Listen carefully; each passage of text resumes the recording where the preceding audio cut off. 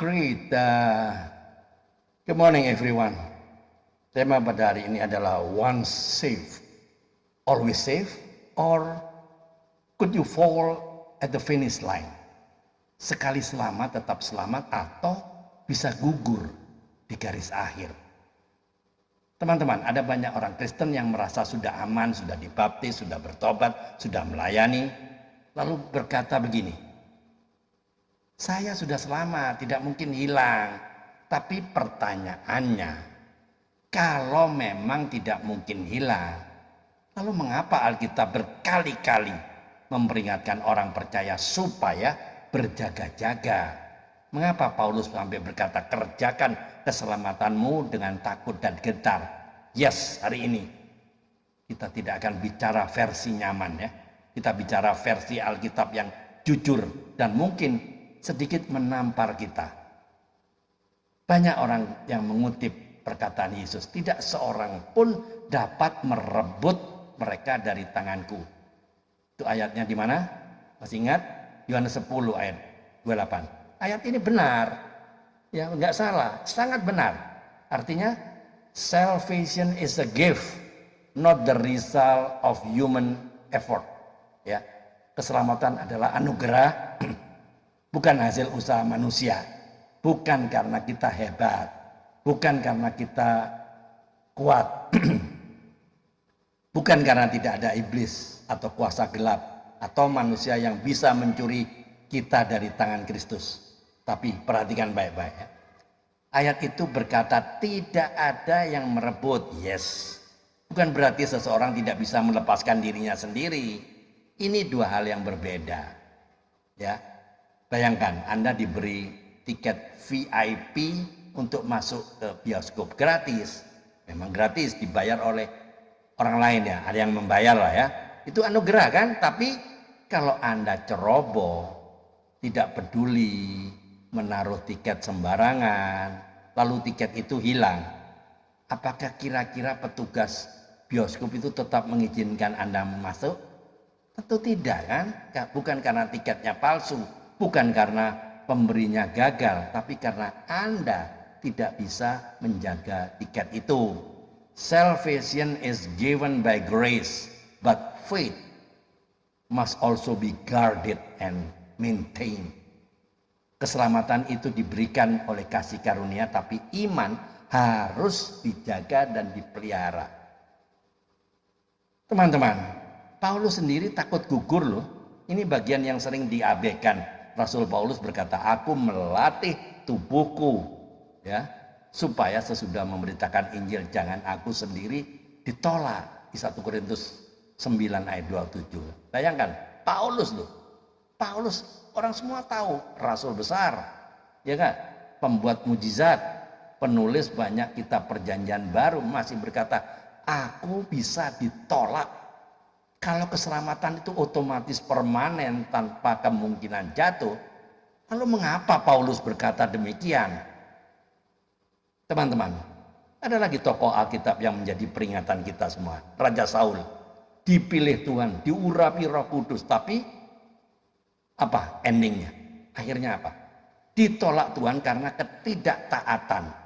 Dia tidak kehilangan panggilan. Enggak, karena Tuhan berubah. Tapi dia kehilangan karena hatinya berubah. Yudas Iskariot, murid Yesus langsung loh. Dipilih oleh Yesus langsung dari 12 murid kan. Melayani, mengusir setan. Tapi akhirnya apa? Mengkhianati Yesus. Dia pernah dekat dengan terang, tapi memilih apa? Kegelapan. Demas, rekan pelayanan Paulus. Namun Paulus menulis, Demas telah meninggalkan aku karena mencintai dunia. 2 Timotius 4 ayat 10 ya. Masalahnya bukan tidak pernah percaya. Masalahnya lebih mencintai dunia. Teman-teman, kesalahan ekstrem yang sering terjadi. Ada dua ekstrem dalam kekristenan ya. Ekstrem satu, keselamatan tergantung usaha manusia. Ini salah.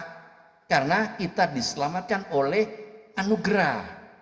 Ekstrem yang kedua, karena anugerah hidup kita sembarangan.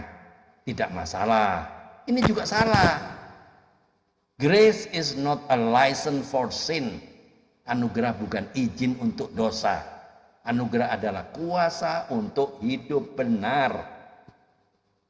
Teman-teman, Alkitab memegang dua kebenaran sekaligus ya. Tuhan menjaga kita diminta untuk tetap tinggal di dalam Dia. Yesus berkata, tinggallah di dalam aku, Yohanes 15. Kalau tidak mungkin terlepas, mengapa ada perintah tinggallah? Karena hubungan dengan Tuhan bukan robotik. Ini relasi kasih. Kasih selalu melibatkan pilihan, ya enggak? Teman-teman, seperti saya berikan ilustrasi yang gampang ya. Keselamatan seperti kapal besar yang Tuhan sudah sediakan. Kapalnya kuat, modern, tidak mungkin tenggelam. Tapi kalau seseorang melompat keluar kapal, ya, seseorang melompat keluar dari kapal, lalu siapa yang salah? Kapalnya atau orangnya? Nah, ini dia masalah gereja modern bukan kurang pengajaran. Masalahnya ingin Yesus sebagai juru selamat, tapi tidak mau dia menjadi Tuhan. Ingin masuk surga, tapi tetap memelihara dosa.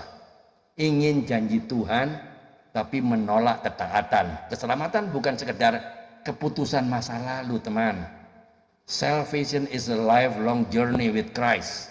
Keselamatan adalah perjalanan seumur hidup bersama Kristus. Jadi pesan moralnya, keselamatan bukan sesuatu yang perlu ditakuti hilang setiap hari, tapi juga bukan sesuatu yang boleh disepelekan. Anugerah Tuhan memberi kita tiket, but love for God makes us guarded. Tapi kasih kepada Tuhan membuat kita menjaganya.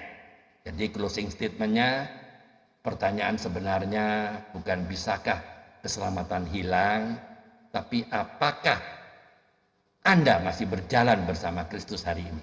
Karena pada akhirnya yang bertahan sampai kesudahanlah yang akan diselamatkan. Teman-teman, tolong jawab pertanyaan saya dan renungkan baik-baik. Satu, apakah Anda hidup seperti orang yang menjaga keselamatan atau merasa sudah aman lalu lengah? Jika Yesus datang hari ini, apakah iman Anda sedang menyala atau on fire atau mulai padam? Tolong jawab pertanyaan dengan jujur dan renungan masing-masing ya.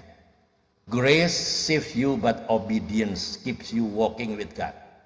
Anugerah menyelamatkan Anda, tapi ketaatan membuat Anda tetap berjalan bersama Tuhan.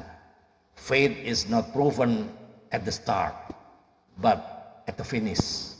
Iman tidak dibuktikan saat mulai, tapi saat garis akhir. Itu, mari kita tunduk kepala, kita berdoa. Tuhan Yesus, terima kasih untuk anugerah-Mu, keselamatan oleh darah-Mu.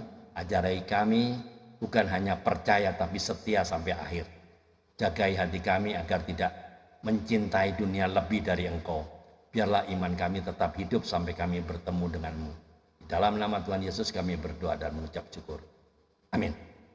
Teman-teman, jika konten video ini menegur dan memberkati Anda, jangan simpan sendiri ya.